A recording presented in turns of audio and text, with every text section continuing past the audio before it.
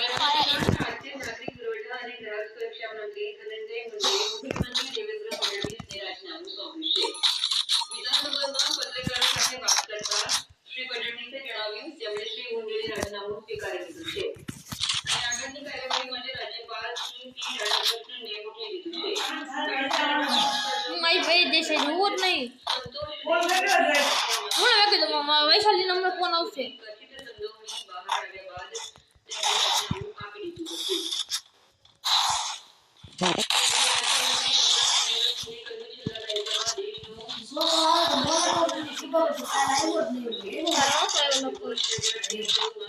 Hello,